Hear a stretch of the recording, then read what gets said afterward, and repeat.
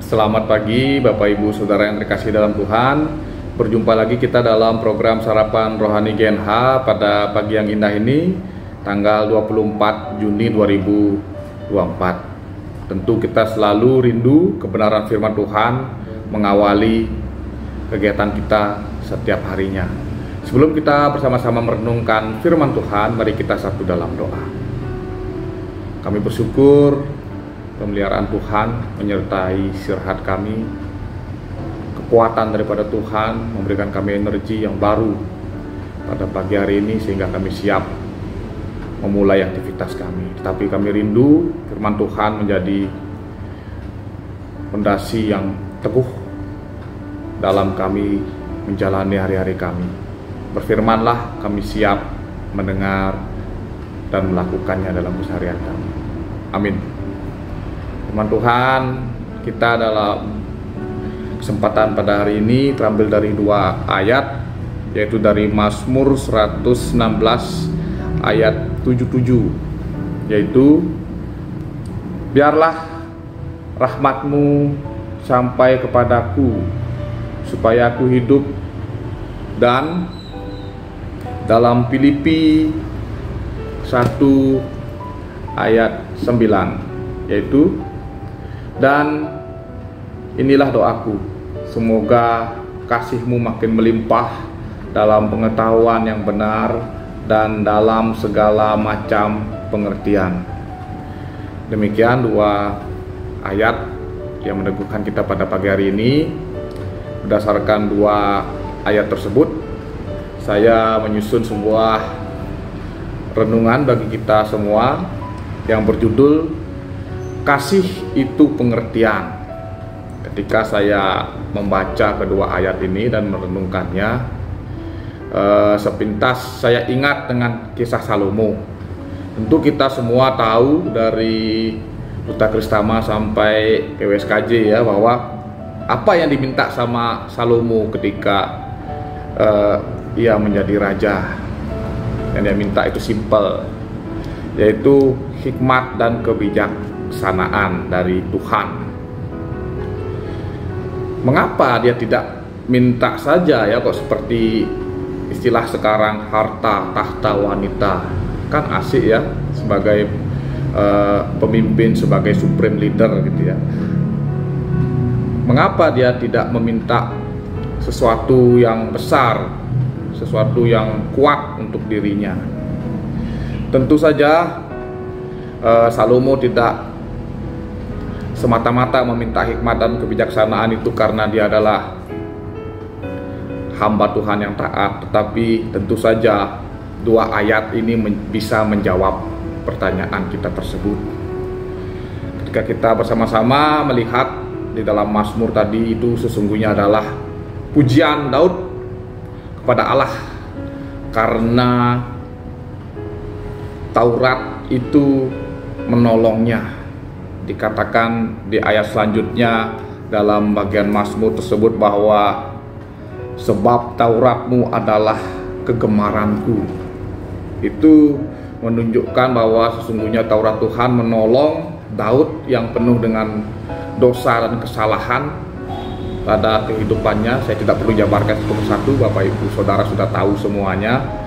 Dan juga bangsanya pada saat itu untuk bisa hidup benar seturut dengan kehendak Allah pada saat itu. Dan ketika kita melihat Filipi ini adalah surat ya. Filipi itu adalah umat Tuhan, jemaat Tuhan, dan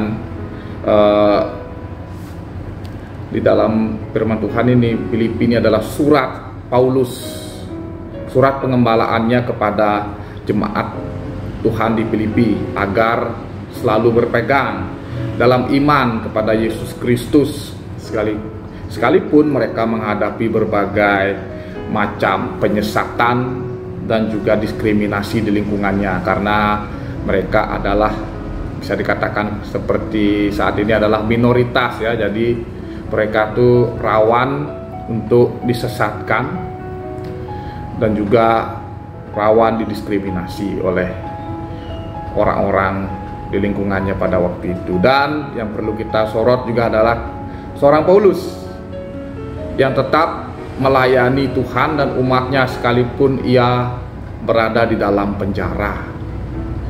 Itu poin-poin yang bisa kita dapatkan dari kedua ayat tersebut. Dan ketika kita renungkan, tentu saja kita melihat dari dua ayat tersebut, ternyata kita orang Kristen ini tidak otomatis jadi baik ya Bapak Ibu, seperti halnya Daud atau bahkan Salomo.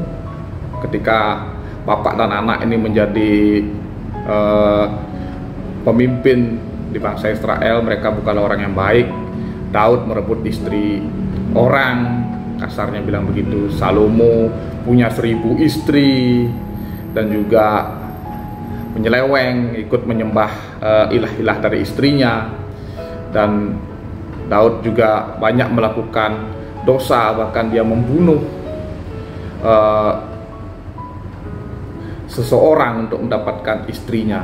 Dosanya berganda ya. Tetapi tentu saja mereka adalah hamba-hamba Tuhan yang tersohor sehingga tercatat di dalam Alkitab.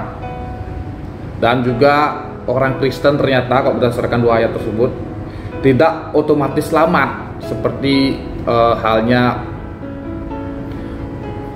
umat Tuhan di Filipi ya. Mereka tidak baru kenal Yesus tuh nggak langsung hidup mereka itu happy, masalah mereka teratasi, tidak, malah menambah masalah ya. Mereka dikucilkan, mereka dianggap sesat, mereka bahkan ada yang menganggap mereka itu gila, menyimpang dari ajaran Yahudi yang semestinya.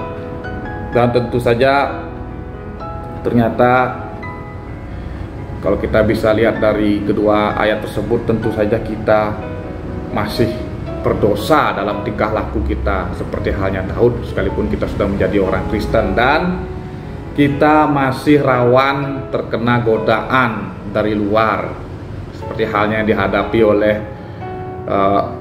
jemaat Tuhan di Filipi tersebut. Dan untuk itu kita sangat memerlukan firman Tuhan, atau yang dikatakan oleh Daud, Taurat, untuk menuntun kita hidup dalam kebenaran dan selamat di dalam Tuhan. Kita juga perlu iman seperti halnya umat di Filipi pada masanya, untuk selamat dari berbagai godaan-godaan duniawi yang nikmat sesaat tetapi akan membinasakan untuk selama-lamanya. Dari yang perenungan kita tersebut tentu kita mendapatkan dua poin, yaitu firman dan iman. Pemahaman akan firman Tuhan akan membawa kita ke dalam suatu aktualisasi yang nyata, yaitu bertobat. Ketika kita tahu firman Tuhan, ketika Daud tahu Taurat, maka Daud akan bertobat ketika sudah sadar melakukan dosa atau kesalahan. Dan ketika kita memiliki iman seperti halnya umat Tuhan di Filipi, kita akan selalu berpegang teguh dan membawa hidup kita kemudian kepada keselamatan di tengah badai pencobaan di dunia ini. Firman dan iman akan membawa kita pada pengertian bahwa sesungguhnya semua orang itu berdosa loh. Tidak ada manusia yang baik. Yang baik itu adalah Tuhan. Manusia itu hanya atau sedang menuju kebaikan. Bisa menuju kebaikan, kenapa? Karena pengertian dari Tuhan. Tuhan itu ngerti sama kita. Tuhan itu kasih kepada kita. Maka kasih itu adalah pengertian. Tuhan itu mengerti bahwa kita itu masih lemah, kita itu masih berdosa. Maka turunlah firman yang kemudian menjadi tuntunan bagi kita untuk bisa hidup dan selamat di dalam Tuhan. Tentu di akhir saya ingin mengatakan bahwa pengenalan akan firman dan iman akan membawa hikmat dan kebijaksanaan kita untuk tetap hidup dalam Tuhan, dan membawa juga pengertian terhadap sesama yang sedang dalam keadaan yang terpuruk atau sedang melakukan suatu kesalahan ataupun dosa. Semua dari kita adalah pendosa, semua dari kita berhak bertobat, dan tentu saja semuanya layak selamat di dalam Kristus. Maka yang baik itu adalah Tuhan. Kita sedang menuju ke sana, jangan dibalik. Kita yang baik, orang Kristen itu baik, sehingga dengan mudahnya menghakimi orang lain atau sesama kita, bahkan sesama Kristen yang melakukan dosa. Jadi jangan merasa baik, apalagi sampai menghakimi orang lain. Ketika kita bertobat, ketika kita beriman, disitulah prosesnya kita tahu bahwa kita berdosa. Maka dengan pengetahuan dan hikmat dari Tuhan, kita juga bisa menyadari bahwa orang lain juga berdosa, orang lain juga bisa bertobat, dan orang lain juga bisa hidup di dalam Tuhan. Maka firman Tuhan ini membawa kita ke dalam kehidupan yang penuh pengertian terhadap orang lain, penuh pengertian terhadap diri sendiri. Pertobatan dan juga iman itu perlu untuk menyelamatkan hidup kita dan menyelamatkan orang lain melalui pengertian kita terhadap sesama. Kiranya firman Tuhan ini merasuk ke dalam kehidupan kita dan menjadi dasar dalam segala sesuatu tingkah laku kita pada hari ini. Tuhan Yesus memberkati. Mari kita satu dalam doa.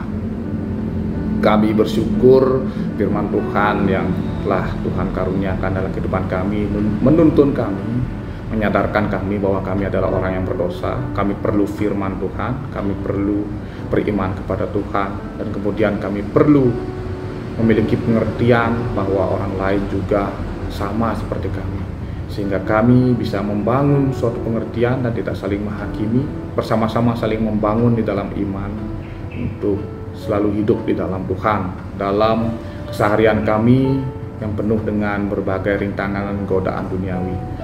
Kami siap beraktivitas, biarlah firman ini menjadi kekuatan kami, dan biarlah kasih karunia dan damai sejahtera dari Tuhan kita Yesus Kristus dalam pertolongan Roh Kudus memberkati, menguatkan, menginspirasi kita dalam segala tindak laku kita pada hari ini. Haleluya, amin. Selamat beraktivitas Bapak Ibu, Tuhan Yesus memberkati. Semangat.